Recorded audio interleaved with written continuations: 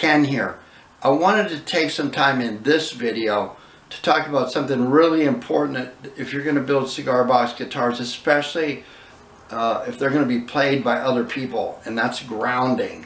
I want to start this off by asking, why do we make these things? Well, some of us make them for ourselves to play, but I think there's a bunch of us out there that make these for other people to play, and in some cases, if not most cases, we don't even play ourselves. And so our enjoyment can come from us building something and giving it to someone who's a very seasoned musician, and have them do something with our instrument that we can't do ourselves. Now, there's nothing worse when that moment comes when somebody that's good, a good musician, grabs one of your guitars, plays it, or worse yet, plays it on stage and something goes wrong. There's nothing more embarrassing, and it's such a letdown, and it really can affect your confidence as a builder. My embarrassing moment came with a guitar just like this one. I typically build two guitars. When I give one to an artist, I'll keep one and have them sign it. But this one here was made out of Chevy truck parts. It's got some trim on it. It's got some knobs. It's got some Chevy matchbooks. And I gave this to an artist, and we'll talk to them in a minute about this, but they were willing to play it on stage. I actually played a song on it in their set list that night. And unfortunately, when it come time for this thing to do its thing, the grounding wasn't right, and there was a buzz. Been out west for a couple weeks on this tour. It's going to end up being a couple or 3 weeks. I'm not sure exactly, but it started off in Montana, and a fella in Montana made one of the guitars that sits over there that I haven't played yet, but I will play soon.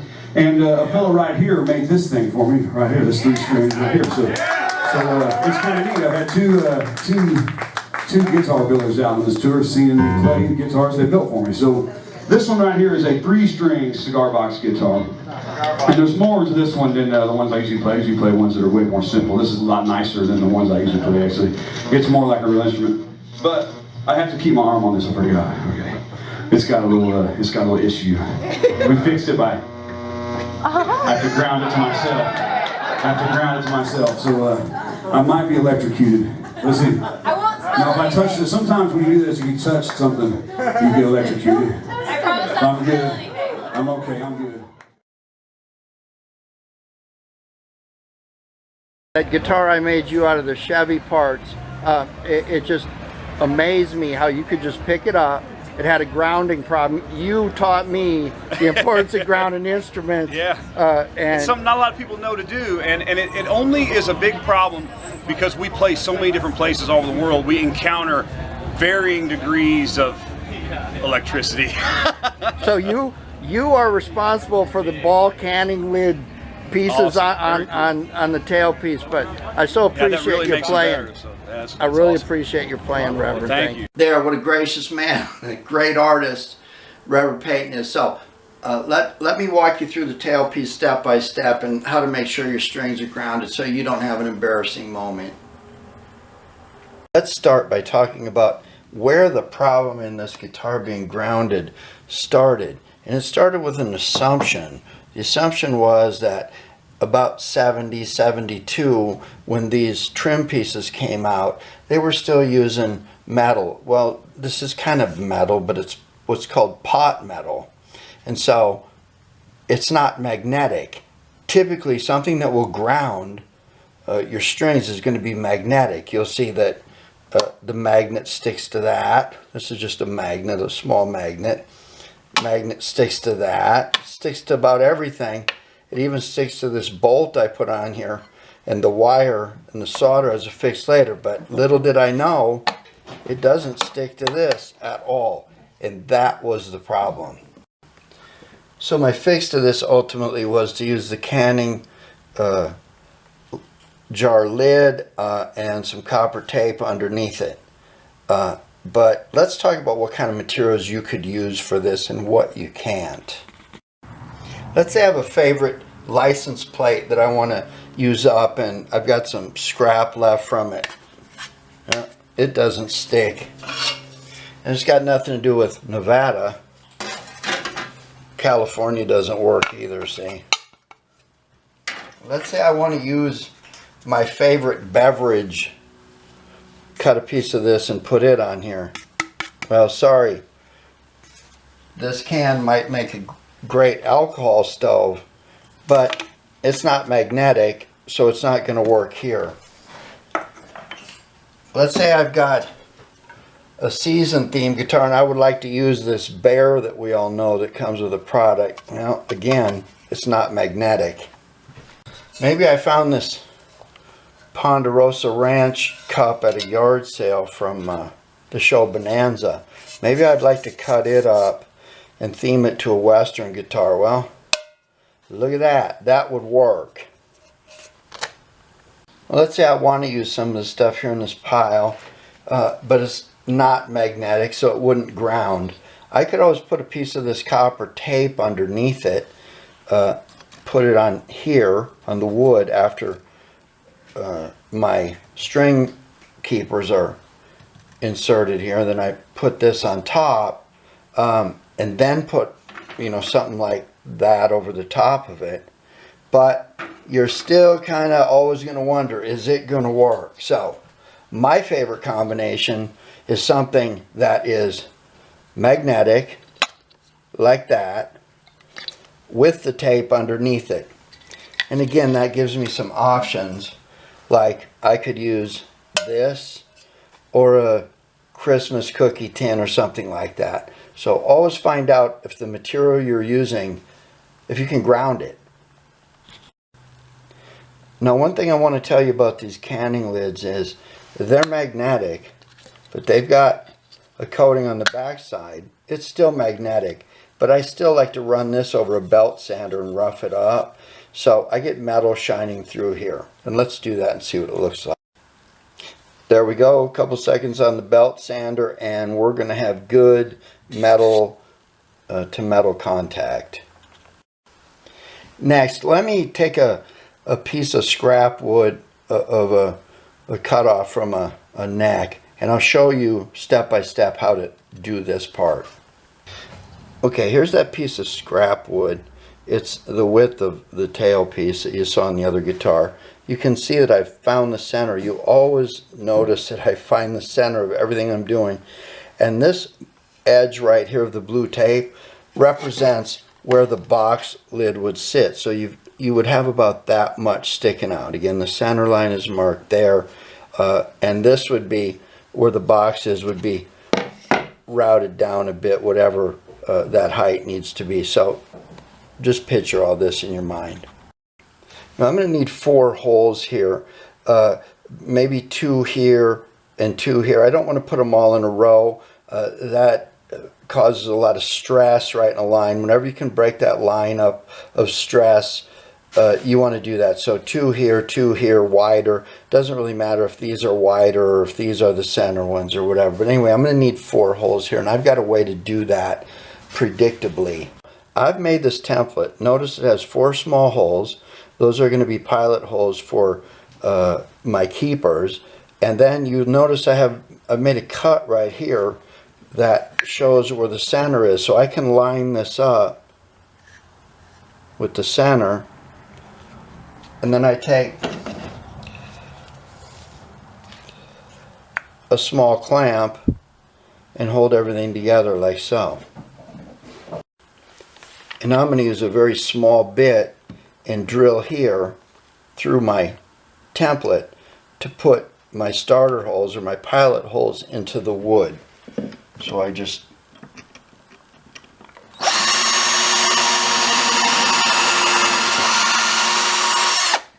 like so for all 4 holes.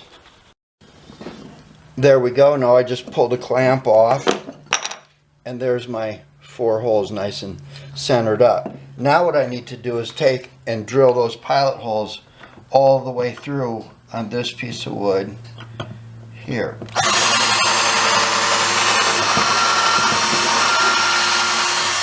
like so, and we'll do that for all 4. There we are. Now I have my pilot holes all the way through, pilot holes on both sides. Now the string keepers I use are tension pins. They have this slot in the back, which can be a problem later if you don't put them in right. But anyway, these are about 23 millimeters long and about 4 millimeters wide. So I'm going to need to drill holes through using my pilot holes and a bigger bit.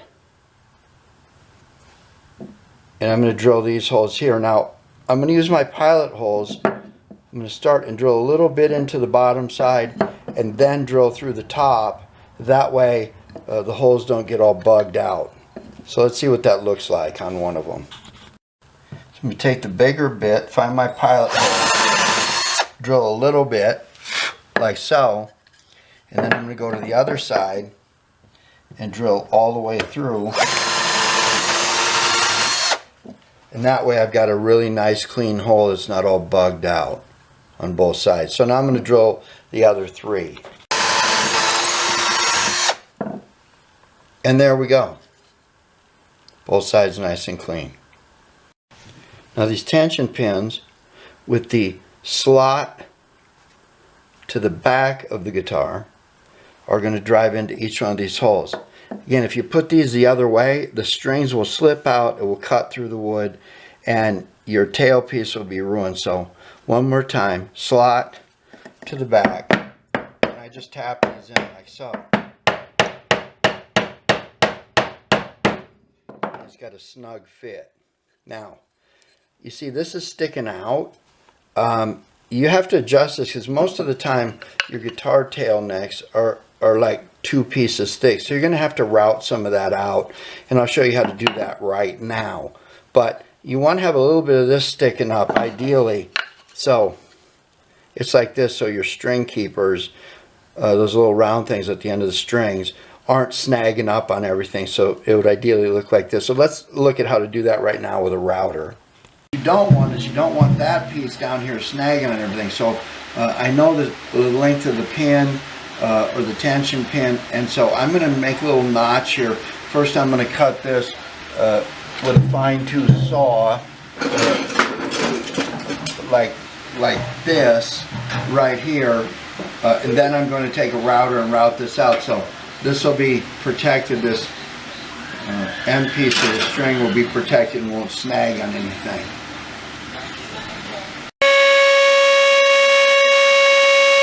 Alright, there we go. That's what the inset looks like. The pins are that long. They go in here, they'll be here, and the string keepers will hold right here out of the way of everything. Alright, there we are. All 4 tension pins driven in, slot to the back, a bit sticking out there. Now I'm going to take a piece of this copper foil I have. It's sticky on one side and it's got a backing on it. This stuff is pretty pricey, but no more pricey than having a guitar that doesn't work right when somebody's trying to play it. So I'm going to take a piece of this and I'm going to fit it onto here right over the top of this, and I'm going to let it run a ways in. Now there's probably going to be a offset here where the box lid is, but I'm going to let it drop down into here, and I'm going to cut it long enough so it goes all the way inside the box and then stick it on there. Okay, now we just stick this on here right over everything like so, and we press it down. And if you press hard enough, you can see that there's marks where those tension pins are. So I'm just going to stick that down in there like that. These awls are handy, don't be without one. Like so, and then like so. And by using this awl, some of the fragments that I push down are going to be in contact with the tension pin on each of the 4 holes. Now I'm going to take these shears to this canning lid jar, and I'm going to kind of eyeball this and cut this right like so, and then I'll trim the rest of this where it fits perfectly right up to there. There we go. Now remember, there's that blue line underneath there. I'm going to lay that there like this, and then we're going to fix this to the top with some small screws. But before we do that, I'm going to want to take this opportunity to take a file and make sure that there's no sharp edges on this thing. I'm also going to want to take my shears and just nip the very corners off of it like this, so they don't snag on anybody or cut anything like so. And again, I'll just take this file everywhere down these edges and make sure everything's okay. Okay, next I'm going to fix this to the top of this. Don't worry that we're covering up our holes. I've got a trick for that. But we're going to need to drill each corner of this so we can put these very small screws, one in each corner. Okay, so I'm going to use my awl and give myself a mark to drill the pilot hole for the small screw. There we go. I got the first screw in, and I'm going to run it down. I'm not going to tighten it up all the way, just snug. And I want to make sure that this is in place so I can put my other marks for my pilot holes and put the other 3 screws in. There we go. The last of the screws in. I'm going to take a hand driver and make sure that they're tight. This is not something you want to take a nut driver and twist these off, because that makes a mess for you. But there you go. Now what we're going to do is we're going to take and flip this over and drill down through this and put us a little hole in each one of the 4 tension pins that comes up through here. So we take the small bit, the one we've been drilling our pilot holes with. There's 1, 2, 3, 4. And it looks like that. We're going to take our trusty awl. We're going to stick it in the hole. And we're going to tap that down like this. And if you notice, you can see the copper tape is right there, and this is round and it's been driven down, so the excess metal is actually inside of each of the tension pins. I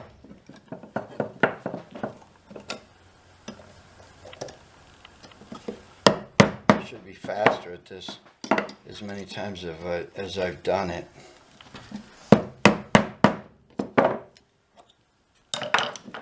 But there it is. Now your strings will run through here. The keeper is on the end of it, and the strings come up through here and come across here to your guitar and the bridge, and everything's grounded. It's just that easy. So this is how you do this. I very much appreciate you watching my channel. Don't be afraid to click like, subscribe, and I've got some buttons in the middle there for you to do that. There's a subscribe button, a playlist button where you can see all these videos, and there's even a playlist link to another channel I have that talks about life hacks, like trying to make alcohol stoves out of these. So maybe you'll want to check that out. Anyway, let's close out with the problem guitar, and let's hear what Reverend Peyton could do with it that night, grounded or not. Thanks.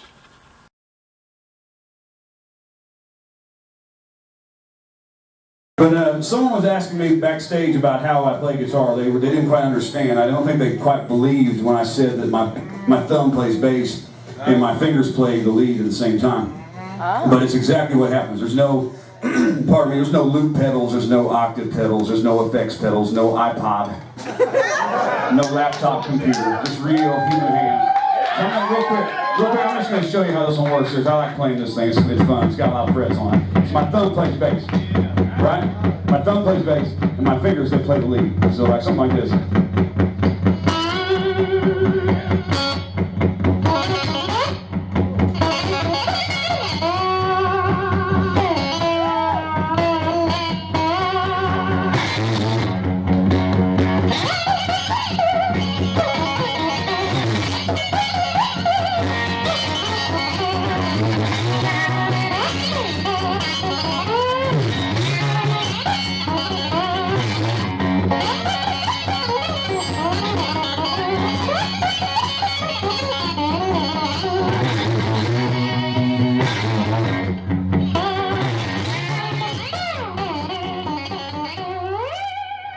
something like that. Anyway, I'm gonna play a song.